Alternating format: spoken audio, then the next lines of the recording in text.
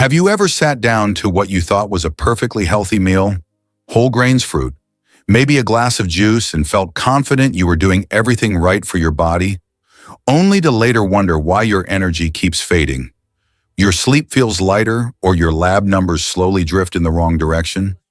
What if I told you that some of the foods we trust the most, foods doctors have praised for decades, can quietly place dangerous strain on aging kidneys long before any pain warning sign or diagnosis appears? Here's the part that should stop you for a moment. Nearly 4 out of 10 adults over 60 are experiencing a silent decline in kidney function right now, often while their blood tests still look normal. No alarms, no symptoms. Just slow, invisible damage building day after day. And the most unsettling truth is this: for many people, it's not disease that starts the problem. It's everyday food choices made with the best intentions. I'm Dr. Mark Ellis, and today I want to walk you through something most people are never told. This isn't about fear, and it's not about cutting everything you enjoy. It's about understanding why certain healthy foods become risky as our kidneys age, and how a few smart, realistic adjustments can dramatically reduce that burden, protect your kidneys, and help you feel steadier, clearer, and more in control moving forward. Because once you see how quietly this damage begins, you'll never look at your next meal the same way again. Let's start with a food almost everyone trusts without question: bananas. They're soft, easy to eat, gentle on the stomach, and for decades they've been praised as a heart-healthy superfood. Many people over 60 eat a banana every single day, believing it's one of the safest choices they can make. And here's the truth that surprises most people. Bananas are healthy, just not always friendly to aging kidneys. The reason comes down to potassium. Potassium helps relax blood vessels and keeps the heart rhythm steady, which is why doctors often recommend bananas. But as kidneys age, their ability to filter excess potassium quietly slows down. Think of your kidneys like a coffee filter. When it's new, everything flows smoothly. But over time, that filter clogs just enough that what used to pass easily now starts to linger. When potassium builds up in the bloodstream, it doesn't cause pain. It doesn't trigger alarms. But it can stress the heart and push the kidneys to work harder every single day. I once met a 72-year-old patient who had been eating 2 bananas daily to prevent leg cramps. She felt fine, no symptoms at all. But her routine blood work told a different story. Her potassium levels were creeping dangerously high. The kidneys weren't failing yet, but they were struggling quietly behind the scenes. Once she replaced bananas with apples and berries, her levels stabilized within weeks. This is where many people make a critical mistake. They assume that if a food is natural, it's safe in unlimited amounts. But one medium banana contains over 400 milligrams of potassium, and in smoothies, it's easy to consume 2 or 3 at once without realizing it. That single habit can quietly overload aging kidneys day after day. The solution isn't fear, it's awareness. Choosing lower potassium fruits and watching portions can dramatically reduce kidney strain without sacrificing nutrition. But here's what most people don't realize, and this is where things get more serious. Potassium isn't only hiding in fruit. Some of the vegetables we trust the most can deliver an even heavier mineral load, and the next one on this list may surprise you even more.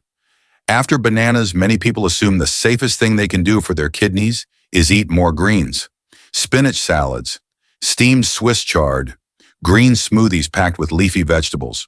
These foods are praised everywhere as detox superfoods. But for aging kidneys, dark leafy greens can quietly become one of the heaviest mineral loads of the day. The issue is in vitamins. It's potassium and oxalates. Spinach and Swiss chard are extremely concentrated sources of both. When these greens are cooked down, what looks like a small portion can actually represent an entire bag of leaves. In just a few bites, the body is suddenly flooded with minerals that aging kidneys struggle to clear efficiently. I once worked with a patient in her late 60s who believed she was doing everything right. Every evening, she sautéed spinach with garlic and olive oil. It felt light, healthy, and comforting. But she began experiencing recurring kidney stones and unexplained fatigue. Her labs showed elevated potassium levels, and imaging revealed calcium oxalate stones, the most common type of kidney stone. Spinach wasn't the only cause, but it was a major contributor. Here's what the science tells us. Spinach is one of the highest oxalate foods in the diet, and oxalates bind with calcium in the kidneys to form stones. At the same time, cooked spinach delivers a potassium load that can exceed what aging kidneys can safely handle in one sitting. This combination makes dark leafy greens uniquely challenging for people over 60. The mistake many people make is treating all green vegetables as equal. They're not. Kale, cabbage, romaine lettuce, and arugula are far lower in oxalates and generally easier on the kidneys. And if you love spinach, boiling it and discarding the water can reduce oxalate levels, though it doesn't remove them completely. Small adjustments like rotating greens and watching portions can significantly reduce kidney stress without giving up vegetables entirely. But knowing this still isn't enough because there's another everyday food hiding a different mineral threat, one most people never see on the label, and it can quietly damage both your kidneys and your bones at the same time. After learning that fruits and vegetables can quietly overload aging kidneys, many people make what they believe is a smarter move. They switch to whole grains, whole wheat bread, dark, dense slices packed with fiber. It feels like the responsible choice the kind doctors and nutrition labels have encouraged for years. But this is where another hidden problem begins. The issue isn't the fiber, it's phosphorus. Whole wheat bread contains significantly more phosphorus than white bread, and for aging kidneys, phosphorus is far more dangerous than most people realize. Unlike sodium or sugar, phosphorus is rarely listed clearly on nutrition labels, which means people consume it without any warning at all. I remember a gentleman in his early 70s who proudly told me he had cut out all white bread. Every morning he ate 2 thick slices of whole wheat toast, believing it was protecting his heart and digestion. His kidney labs were borderline, but what concerned us more was his bone density. It was declining faster than expected. His phosphorus levels were quietly elevated, pulling calcium out of his bones, while his kidneys struggled to clear the excess. Here's what the science shows. When kidneys can't remove phosphorus efficiently, it builds up in the blood. That excess phosphorus triggers hormonal changes that leach calcium from the bones, increasing fracture risk while simultaneously accelerating kidney damage. It's a double hit: bones weaken while kidneys work overtime. The most common mistake is assuming that darker and grainier automatically means healthier for everyone. For younger bodies, that's often true. For aging kidneys, it depends. In many cases, white bread or sourdough bread is actually easier to process with lower phosphorus bioavailability and less strain on the filtration system. The solution isn't to fear bread, it's to rotate wisely. Mixing sourdough or refined bread into your routine a few days a week can significantly reduce phosphorus load without sacrificing comfort or enjoyment. But understanding phosphorus in bread is only part of the picture, because there's another grain people force themselves to eat for health reasons, and it may be placing an even heavier mineral burden on aging kidneys. Once people hear that whole wheat bread may not be ideal for aging kidneys, they often turn to what feels like the next healthy upgrade: brown rice. It's earthy, filling, and constantly promoted as the smarter choice compared to white rice. Many people even force themselves to eat it daily, believing they're protecting their heart and blood sugar. But for aging kidneys, brown rice can quietly become a heavy mineral burden. The reason lies in the outer layers of the grain. Brown rice keeps its bran and germ, and that's where potassium and phosphorus are stored. For a younger body, this isn't a problem. But for kidneys that no longer filter at full speed, those minerals accumulate faster than they can be cleared. A single cup of cooked brown rice contains significantly more potassium and phosphorus than white rice. And when rice is eaten frequently, that difference adds up quickly. I once spoke with a retired teacher who ate brown rice with nearly every dinner because she had been told it was the right choice. She wasn't sick, she wasn't in pain, but her labs showed rising phosphorus levels and subtle kidney strain. When she switched to white rice and reduced her portions, her numbers stabilized within a few months without any negative impact on her energy or blood sugar. Here's an easy way to picture it. Think of your kidneys like a kitchen sink. White rice is like pouring clean water down the drain; it flows through easily. Brown rice is like pouring water mixed with fine grains of sand. It still goes down, but it takes more effort to clear, and over time, buildup becomes a risk. The biggest mistake people make is assuming they must eat brown rice every day to be healthy.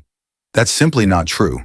White rice, bulgur, couscous, or even plain pasta can be gentler options for aging kidneys.